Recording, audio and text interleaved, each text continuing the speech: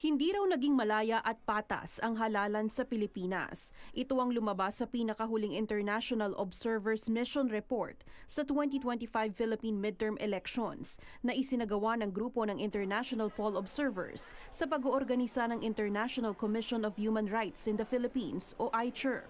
It is important to expose the reality of the electoral system beyond the broad issue of corruption. Bahagi rin si Joyce Rubio ng International Observers Mission o IOM. Maraming naitalang electoral violations sa nagdaang Philippine election. Kabilang ang patuloy na red tagging sa mga kandidato at partido, voter disenfranchisement, political dynasty at vote buying. Batay sa report, mahigit 500 kaso ng electoral violation ang naitala ng IOM at aabot sa halos 900 ang naitalang human rights at international humanitarian law violations.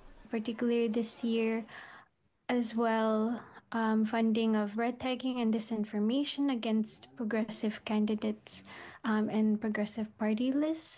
And in the extreme cases we found in this report, there has been election-related violence, which includes the killings and abductions of people who campaign for certain party lists. So we can see that for sure the elections is not free or fair. Mahalaga anyang maipaalam sa publiko at sa Filipino-Canadians ang laman ng report. Lalo't may impluwensya ang kasalukuyang sistema sa dumadaming mga Pilipino na napipilitang magtrabaho abroad para lang mabigyan ng mas magandang buhay ang kanilang mga pamilya. We should have a better system, socio-economic system for our kababayans in the Philippines so they don't have to forcibly migrate to Canada and they don't have to separate from their families. Like, who wants to leave their home country and their family members behind? Maging gabay daw sana ang findings ng IOM sa pagtulak sa patas at malayang eleksyon sa Pilipinas sa 2028.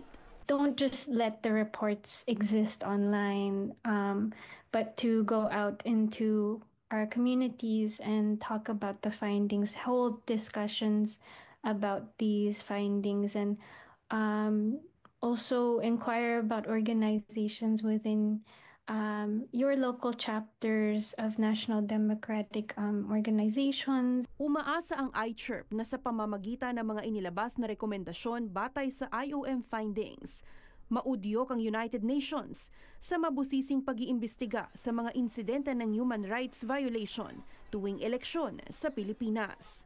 Paula Saraza, Omni News, Toronto.